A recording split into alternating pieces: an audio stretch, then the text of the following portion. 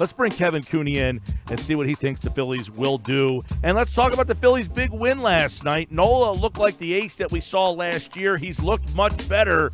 Kevin Cooney, Philly voice, longtime baseball writer. He joins us now. Sports Bash 97.3 ESPN. Happy 4th, Kevin. How are you, pal? Happy 4th, Mike. And boy, you mentioned the Myers stuff, and I remember that weekend like it was yesterday. Unfortunately, back in '06 when Myers, it was chaotic, and the Phillies mishandled a lot of stuff. And be interesting to see what happens from here after what happened. Now today. that was in Boston, right? And then he pitched like the next day or something. Yeah, it was a Friday in Boston. Actually, it was Thursday night, overnight. They had an off day on Thursday, so it was like late at night, and him and his wife got in the altercation on the streets. Everything really happened on Friday, where Pat Gillick came out and said, "Yeah, he's going to pitch. He's one of our pitchers," like that, which was really kind of tone deaf and probably the lowest point of Gillick's tenure. And he pitched on Saturday on Fox. It was a Fox national game too. And it was the same weekend, I think. It may have been Schilling's last appearance against the Phillies. So that was a poorly handled thing. And Dave Montgomery said so, even in the days afterwards. Yeah. So this Herrera news that comes down today, basically, there's going to be no charges here. So how do you think the Phillies handle it this time? Do you anticipate that we will see Herrera back with the Phillies at some point? Well, I think there's a two-pronged thing here. One is going to be the discipline that comes from Major League Baseball. Now, I know, obviously, there's going to be no criminal, charges filed or the criminal charges have been dropped, I guess is the better way of saying it. Baseball can do its own punishment.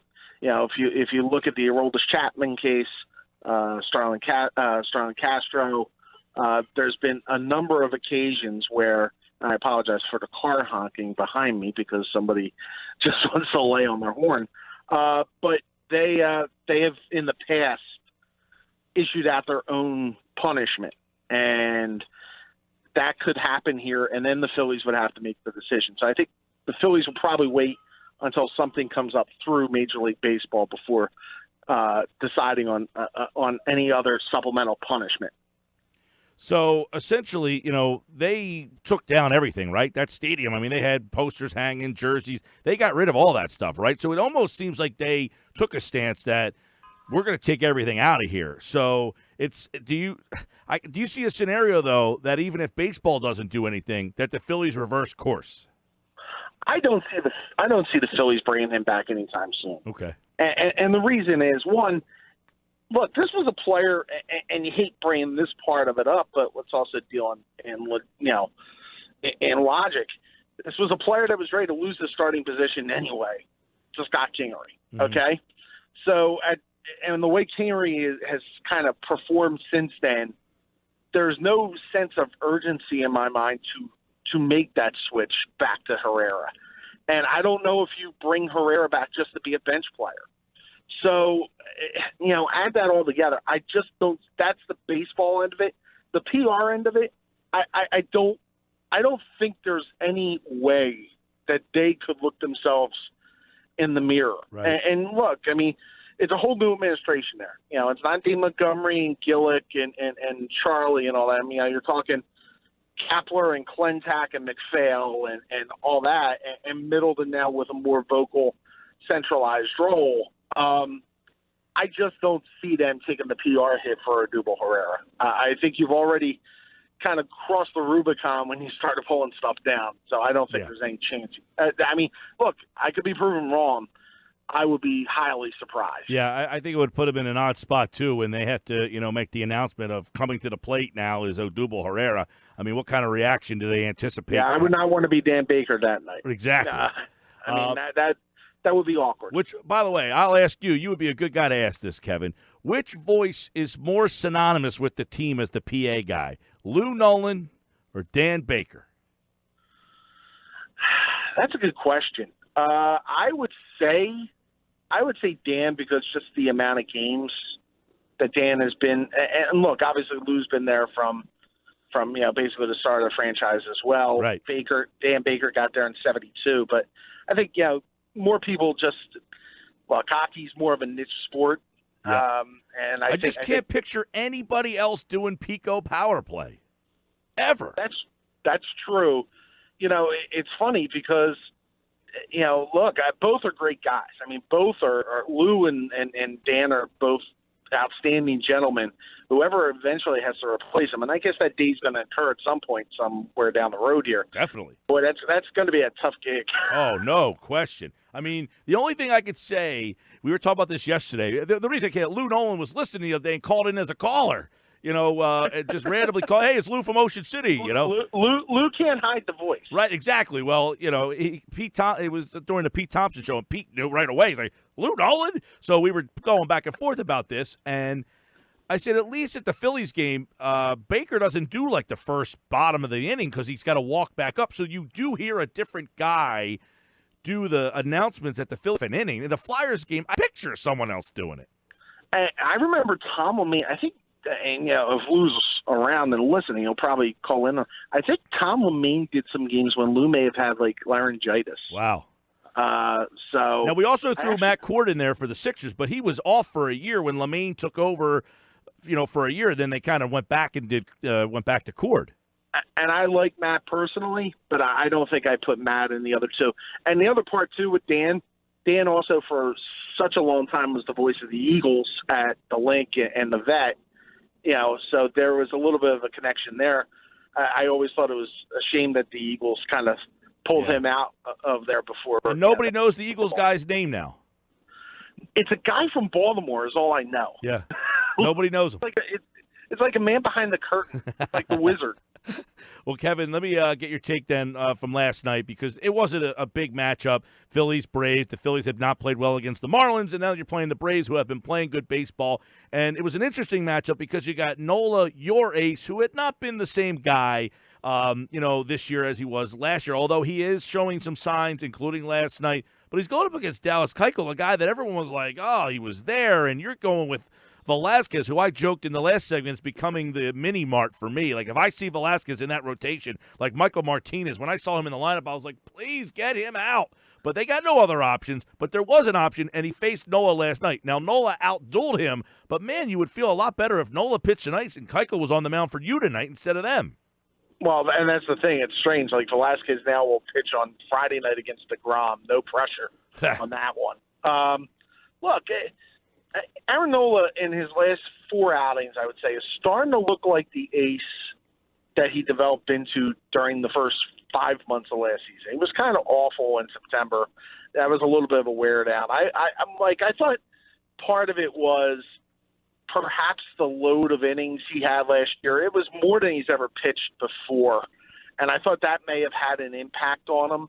And maybe now you're seeing him. This is not uncommon. I mean, we saw this with Cole Hamels in 2009 after he had a big jump in his workload to kind of struggle out of the gate, especially. If you remember, Hamels did get in a little groove in midsummer. He obviously didn't have a great September and October, but I think that's what's happening with Nola.